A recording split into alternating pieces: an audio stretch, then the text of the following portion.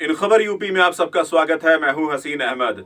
उत्तर प्रदेश के मुख्यमंत्री श्री योगी आदित्यनाथ ने प्रयागराज की जमीन को संबोधित करते हुए कहा कि ये जमीन बहुत ज्यादा पवित्र है। इसी धरती पर महर्षि भारद्वाज ने गुरुकुल बनाया, जो कि देश का सबसे पहला गुरुकुल बताया जाता है।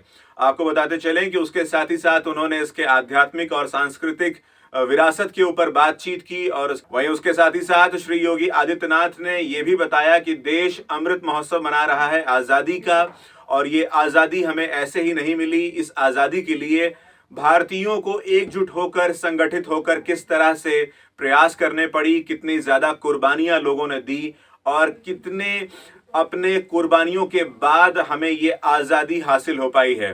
देखिए ये पूरा वीडियो। देश के अंदर शिक्षा के एक प्रमुख केंद्र के रूप में प्रयागराज का अपना महत्व रहा है। आज से 12,000 वर्ष पहले महर्षि भारद्वाज का गुरुकुल, जिसे आप भारत का पहला गुरुकुल कह सकते हैं, इसी प्रयागराज की धरती पर है। और प्रयागराज हमारा न्याय का पवित्र मंदिर भी है, जहां पर अपनों से जब कोई व्यक्ति पीड़ित होता है, प्रताड़ित होता है,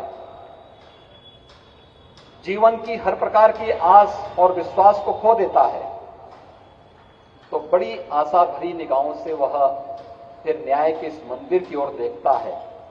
और यहां पर उसे जो राह मिलती है वह जीवन की एक नई राह होती है। और बार और बैंक का यह समन्वय आज यहां पर इसे इस रूप में प्रस्तुत करने का कार्य भी कर रहा है।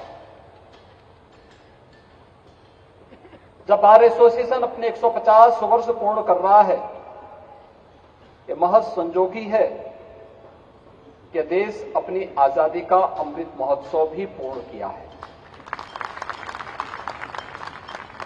आजादी की लड़ाई कोई सामान्य लड़ाई नहीं थी। एक लंबे समय तक लड़ी गई वह लड़ाई थी जो भारत को भारत के रूप में प्रस्तुत करने और किसी भी प्रकार की दासता से मुक्त करने का एक बृहद अभियान था। और जैसे कि यहां पर माननीय मुख्य न्यायमूर्ति जी ने, बार एसोसिएशन के अध्यक्ष जी ने अपने उद्बोधन में भी इस बात को कहा कि अधिवक्ता समुदाय ने आजादी की इस लड़ाई में बढ़ चढ़ करके न केवल भाग लिया बल्कि देश को नेतृत्व भी दिया। देश की आजादी को एक नई दिशा देने वाले राष्ट्रपिता महात्मा गांधी रहे हों, भारत की संविधान सभा के अध्यक्ष डॉक्टर राजेंद्र प्रसाद रहे हों,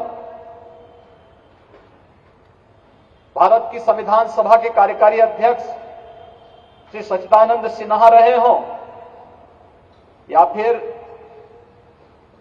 देश के संविधान को एक स्वरूप देने वाले उसकी शिल्पी के रूप में बाबा साहब डॉक्टर भीमराव अंबेडकर रहे हों, देश के प्रथम प्रधानमंत्री पंडित जवाहरलाल नेहरू रहे हों, या देश के प्रथम उप प्रधानमंत्री और गृह मंत्री के रूप में सरदार वल्लभ भाई पटेल रहे हों, देश का हर वह स्वतंत्रता संग्राम सेनानी जिसने उस कालखंड में जुल्म की परवाह किए बगैर लगातार देश की आजादी के लिए लड़ता रहा, जूझता रहा, उसमें अधिवक्ता समुदाय अग्रणी भूमिका में था और अपनी इस पुरातन पहचान को एक बार फिर से आगे ले जाने की आवश्यकता है। ऐसी तमाम जानकारियों के लिए बने रहिए इन खबर यूपी के साथ।